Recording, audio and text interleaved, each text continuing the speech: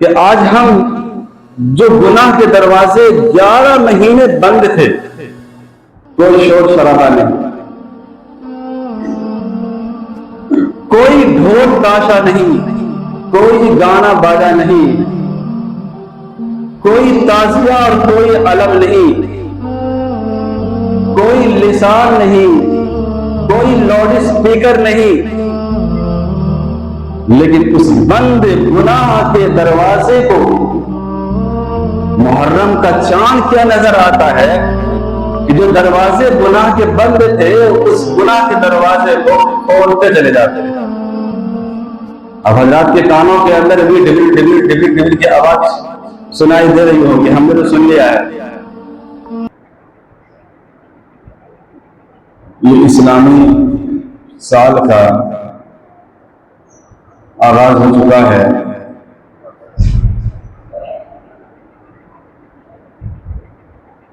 اور ماہ محرم الحرام یہ اسلامی ہجری مہینے کا یہ پہلا مہینہ ہے۔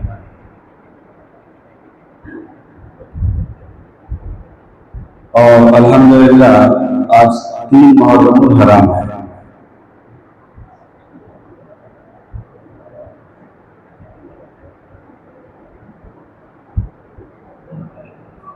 اللہ تبارک و تعالی نے قرآن پاک کے سورہ توبہ کے اندر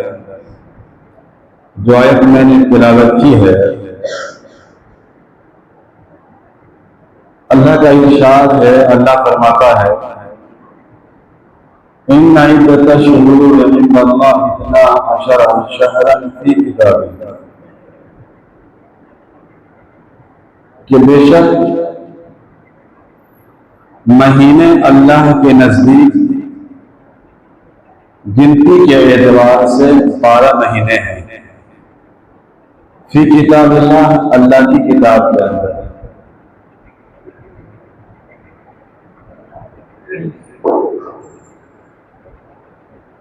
یوم خلق السماوات والارض، جب سے اللہ نے آسمان اور زمین کو پیدا کیا ہے تب سے، منہا اربعۃ حرم، ان مہینوں میں سے 4 مہینے بڑے حرمت اور عظمت والے ہیں، ذالک الدین القیم، اور یہی سیدھا دین ہے۔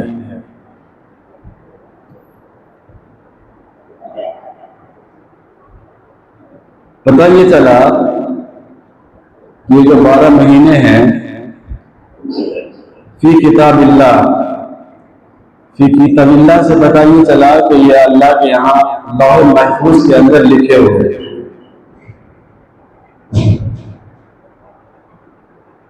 اللہ تبارک و تعالیٰ نے 12 مہینے لوح محفوظ کے اندر لکھ دیا ہے ازل سے۔ یوم خلق السماوات والارض، البتہ قضاء الہی جب سے زمین اور آسمان جس دن سے اللہ نے پیدا کیا ہے، اللہ تبارک و تعالیٰ نے ان 12 مہینے کا نفاذ جس دن سے اللہ نے زمین اور آسمان کو پیدا کیا ہے تب سے ہوا، لیکن یہ 12 مہینے اللہ کی کتاب لوح محفوظ کے اندر ازل سے لکھا ہوا ہے۔ اللہ تبارک و تعالیٰ نے فرمایا کہ ان میں سے 4 مہینے بڑے حرمت والے ہیں، یہ 4 مہینے بڑا قابل احترام ہے، اللہ کے نزدیک بڑی عظمت والا ہے۔ حضرت ابو بکر رضی اللہ تعالیٰ عنہ صحابی رسول صلی اللہ علیہ وسلم ہیں، وہ فرماتے ہیں کہ حجۃ الوداع میں اللہ کے نبی صلی اللہ علیہ وسلم نے حجۃ الوداع کے خطبے کے اندر 4 مہینے کی نشاندہی کی ہے۔ کہ وہ 4 مہینے کون کون سے مہینے ہیں؟ 3 مہینے تو لگاتار ہیں، ذوالقعدہ، ذوالحجہ، محرم، یہ لگاتار 3 مہینے ہیں، اور چوتھا مہینہ وہ رجب المرجب کا مہینہ ہے، جو جمادی الاخری اور شعبان کے بیچ کا مہینہ کہلاتا ہے۔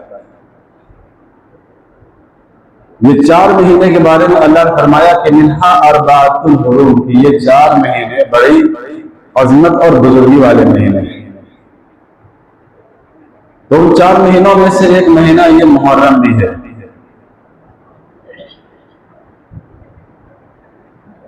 حرمت اور عظمت والے مہینے کا مطلب کیا ہے؟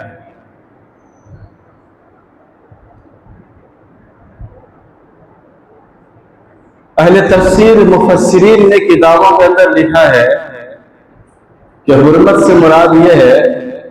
کہ ان مہینے کے اندر جنگ و جدال، قتل و قتال اللہ تبارک و تعالیٰ نے اس سے منع کر دیا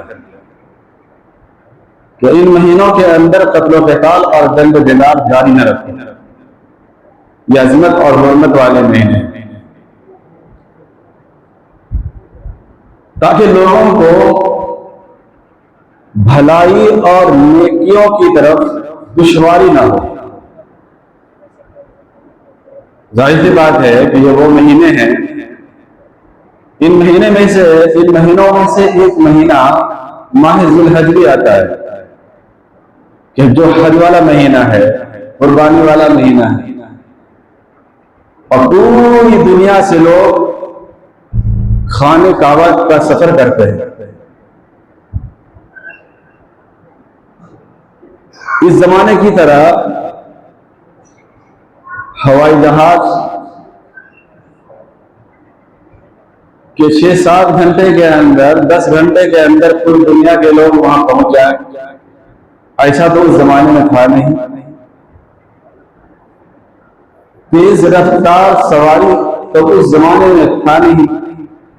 جو آج میسر ہے۔ تو لوگ دور دراز سے جو سفر کرتے تھے خانہ کعبہ کی طرف آنے کا، انہی مہینوں کے اندر کر دیا جاتا ہے۔ ذوالقعدہ اور اس سے پہلے ہی سفر شروع کر دیا کرتے تھے۔ اس لیے اس مہینے کے اندر جنگ و جدال اور قتل و قتال کو حرام قرار دیا گیا، تاکہ لوگوں کو جنگ و جدال اور قتل و قتال کا اس وقت سامنا نہ کرنا پڑے۔ تو ایک حرمت اور عظمت کے معنی یہ ہیں کہ اس میں قتل و قتال اور لڑائی جھگڑا سب بند ہے، اور دوسرا عظمت اور حرمت کا معنی یہ ہے کہ اس مہینے کے اندر اللہ تبارک و تعالی نیکیوں کا ثواب بڑھا دیتے ہیں،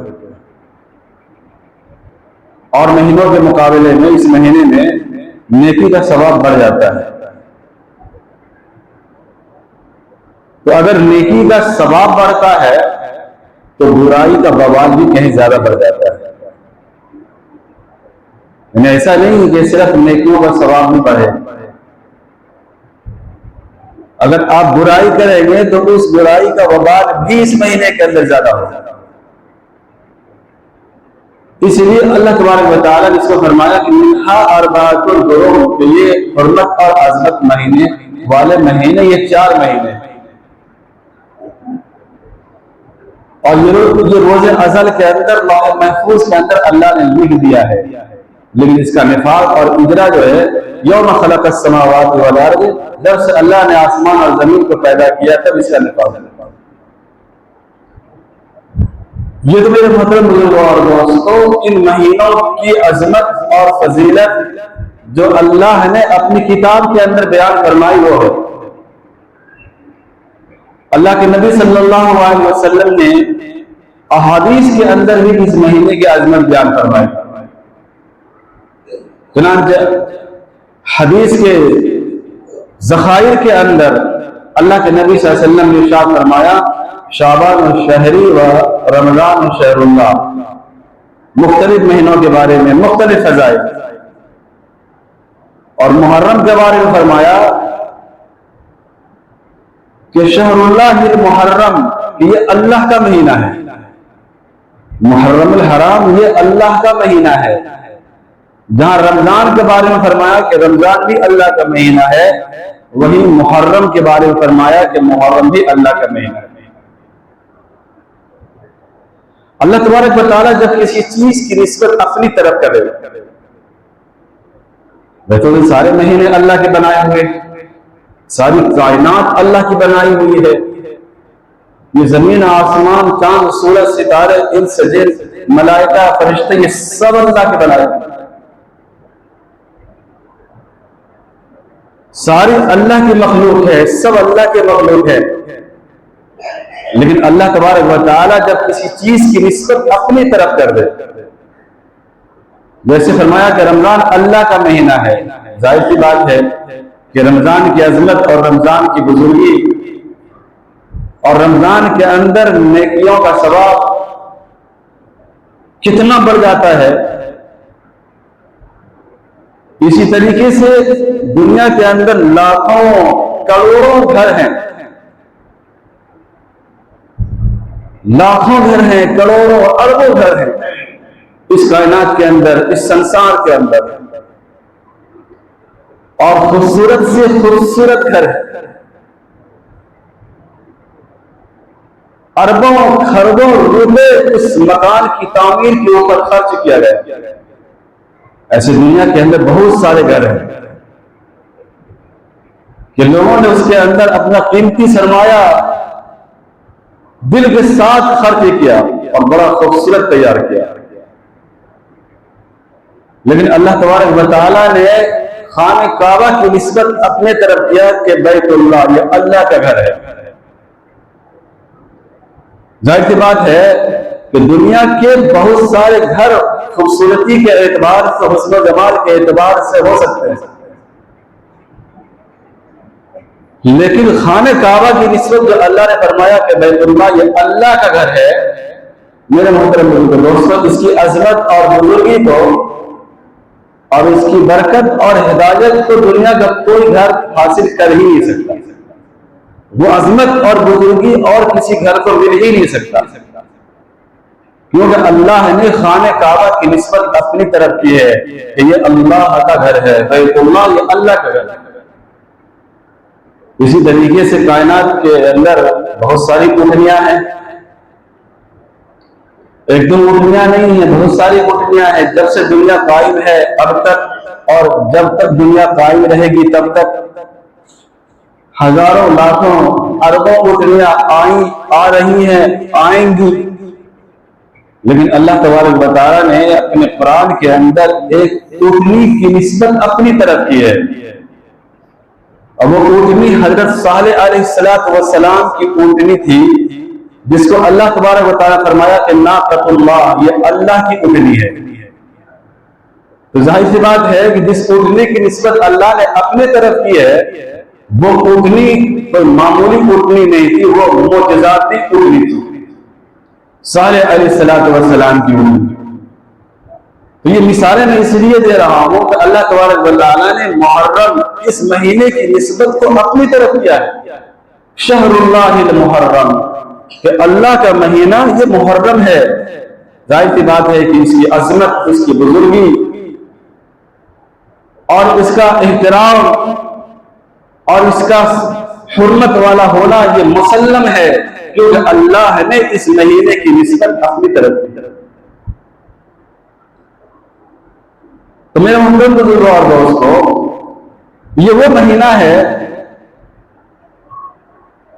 کہ جس کی قسم اور جس کی نسبت اللہ نے اپنی طرف کی ہے، یہ بڑی عظمت والا، بڑی حرمت والا مہینہ ہے۔ اس لیے اس مہینے کے اندر حضرت انسان یعنی ایمان والوں کا فریضہ اور ایمان والوں کی ذمہ داری ہے کہ نیکیوں کی طرف بڑھے، زیادہ سے زیادہ نیکی حاصل کرنے کی کوشش کرے اور گناہوں سے بچے۔ گناہوں سے بچنا، ان عدت الشہور عند اللہ 12 شہرا فی کتاب اللہ یوم خلق السماوات والارض منها اربعۃ حرم فلا تظلموا فیہن انفسکم. اس کا یہ مطلب ہے کہ دیکھو فلا تظلموا فیہن انفسکم، کہ اپنے اوپر ظلم نہ کرو گناہوں کے دروازے کھول کر، گناہ والے اعمال کر کے، گناہ والے راستے کو اختیار کر کے، قرآن اور شریعت سے ہٹ کر ایسی چیزوں کو ایجاد کر کے گناہوں کے جو دروازے بند ہیں، بند دروازے کو اپنے اوپر کھول کر فلا تظلموا، اپنے اوپر ظلم نہ کرو. تھوڑی دیر کے لیے میرے محترم بزرگوں دوستو، آپ کی مزاج کو، آپ کے ذہن کو ایک دوسری طرف موڑنا چاہتا ہوں. حالانکہ یہ ہمارا موضوع نہیں ہے، یہ عنوان نہیں ہے کہ آج ہم جو گناہ کے دروازے 11 مہینے بند تھے، کوئی شور شرابہ نہیں، کوئی ڈھول تاشا نہیں، کوئی گانا باجا نہیں، کوئی تعزیہ اور کوئی علم نہیں، کوئی لسان نہیں، کوئی لاؤڈ اسپیکر نہیں، لیکن اس بند گناہ کے دروازے کو محرم کا چاند کیا نظر آتا ہے کہ جو دروازے گناہ کے بند تھے اس گناہ کے دروازے کو کھولتے چلے جاتے ہیں. اب حضرات کے کانوں کے اندر بھی ڈبل ڈبل ڈبل ڈبل کی آواز سنائی دے رہی ہوگی، ہم نے تو سن لیا ہے، پیچھے بھی سنا، آگے بھی سنا، ادھر بھی سنا. یہ گناہ کے وہ دروازے تھے جو الحمدللہ 11 مہینے سے دفن تھا، جس کا 11 مہینہ کوئی تذکرہ بھی نہیں تھا. لیکن یہ سب چیزیں اور یہ سارے اعمال اور یہ ساری حرکتیں اور یہ سارے افعال میرے محترم دوستو جس کے نام پر انجام دیا جاتا ہے اور جس شخصیت کے نام پر اسے سر انجام دیا جاتا ہے، میرے محترم دوستو ذرا اس کی تاریخ اٹھا کر کے آپ دیکھ لیں، ان کی قربانیوں کو آپ پڑھ کر کے دیکھ لیں کہ نواسے رسول، جگر گوشہ بطول حضرت علی مرتضی رضی اللہ تعالی عنہ کے لخت جگر میدان کربلا میں اپنے 72 ساتھیوں کے ساتھ سب کے سب شہید ہو گئے. آج ان کے نام پر ہم نے گناہوں کے دروازے، دفن دروازے کو ہم نے کیسے کھولنا شروع کر دیا. اللہ کے واسطے باز آ جاؤ، اللہ کے واسطے اس سے چھوڑ دو اور اعتراض کرو. اللہ کے واسطے ان بند دروازے کو نہ کھولو. میرے محترم بزرگوں دوستو، جس کا ثبوت کہیں سے نہیں ملتا، جس کا ثبوت عالم اسلام اہل سنت والجماعت کی کتابوں کے اندر ذرہ برابر بھی کہیں سے شوشہ تک نظر نہیں آتا ہے، آج عالم اسلام اور آج کا مسلمان میرے محترم بزرگوں دوستو کیسے اس دروازے کو کھول رہا ہے. اس لیے فلا تظلموا فیہن انفسکم، اپنے اوپر گناہ کے دروازے کو کھول کر اور گناہ کے اندر ملوث ہو کر اپنے نفس کے اوپر ظلم نہ کرو. ہم دوسروں کا ظلم نہیں کرتے. اللہ نے فرمایا انفسکم، یہ تم خود اپنے اوپر ظلم کر رہے ہو. جس کا وبال اور جس گناہ کو جب میرے پاس آؤ گے، اللہ فرماتا ہے پھر مجھے تمہارے سامنے اپنے اس گناہ کا تمہیں جواب دے ہونا ہوگا، تمہیں جواب دینا پڑے گا. اللہ پوچھے گا، اللہ سوال کرے گا، اللہ دریافت کرے گا. بہرحال میرے محترم بزرگوں اور دوستوں، اپنے اوپر بند گناہ کے دروازے کو نہ کھولو. دوسری بات، اللہ کے نبی صلی اللہ علیہ وسلم نے ارشاد فرمایا افضل الصیام بعد رمضان، کہ رمضان کے روزے کے بعد سب سے افضل روزہ وہ محرم کا یعنی یوم عاشورہ کا روزہ ہے، اور فرض نماز کے بعد سب سے افضل نماز تہجد کی نماز ہے. افضل الصلاۃ بعد الفریضہ صلاۃ اللیل، تہجد کی نماز ہے۔ اللہ کے نبی صلی اللہ علیہ وسلم، وقت ہو چکا ہے لیکن تھوڑی سی بات، اللہ کے نبی صلی اللہ علیہ وسلم جب ہجرت فرما کر مکہ سے مدینہ کی طرف گئے، جب آپ مدینہ تشریف لے گئے تو لوگوں کو دیکھا، مدینہ کی یہودیوں کو دیکھا کہ وہ روزہ رکھتے ہیں۔ اللہ کے نبی صلی اللہ علیہ وسلم نے یہودیوں سے پوچھا کہ آج کون سا دن ہے، کون سی تاریخ ہے کہ تم اس دن کے اندر روزے کا اہتمام کرتے ہو؟ تو مدینہ کے یہودیوں نے کہا کہ آج یوم عاشورہ ہے، عاشورہ کا دن ہے، اور یہ وہ دن ہے کہ اللہ تبارک و تعالیٰ نے بنی اسرائیلیوں کو فرعون جیسے ظالم بادشاہ سے نجات عطا فرمایا۔